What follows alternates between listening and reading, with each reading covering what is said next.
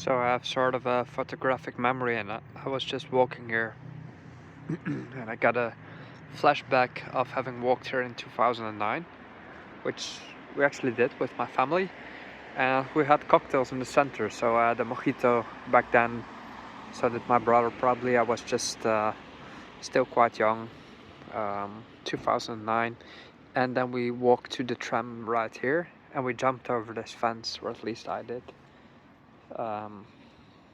Because I was very young, enthusiastic, I just jumped over the fence. We waited for the tram, and I remember my dad saying, "Don't jump over things when you've had a cocktail because you might injure yourself," something like that. That's almost 2 decades ago, or a decade and a half, that just... And I get these flashbacks on the most random places. So I've been in this scene in 2009, and then suddenly a memory that's been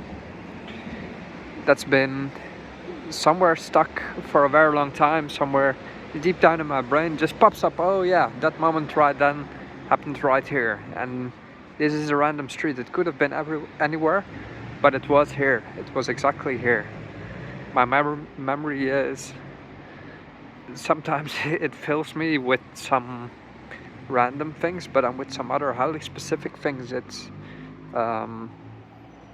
extremely good. I don't know, I guess I don't know how to explain it. And this right here is the main square of the city of Szeged. So it has the sort of Mediterranean feel with, well, white plastered buildings. It's different than Budapest, let's say. Definitely has, I don't know, yeah, the southern feel. I don't know how else to describe it. We're at the crossroads of the Balkans right here, meaning that just a couple of kilometers south is the border with Serbia.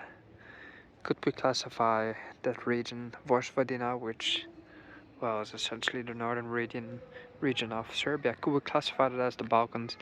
I suppose so. Then Romania is right east, let's say 10-20 kilometers. What is it, 30? And then you're approaching the city of Arad. Haven't been there yet. It's a bit far to cross the border. It takes long, by train. Transport isn't that great crossing borders in the Balkans.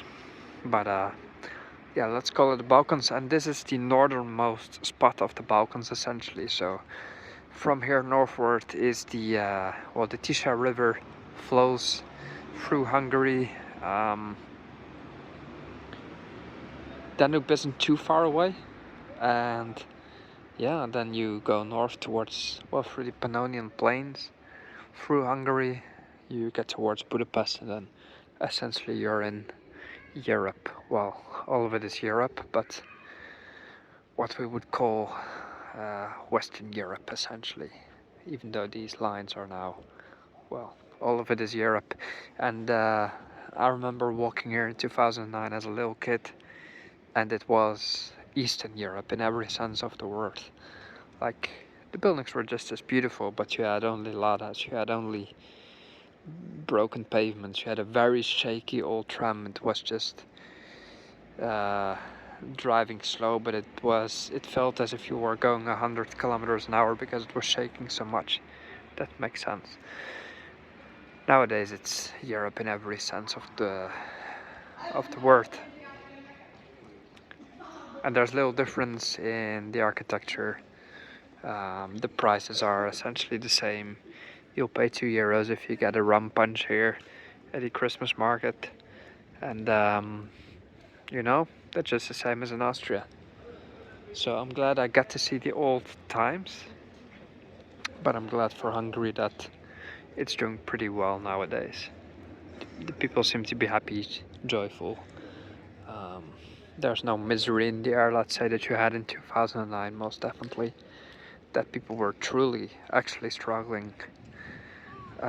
Most people were truly struggling. Nowadays it's different.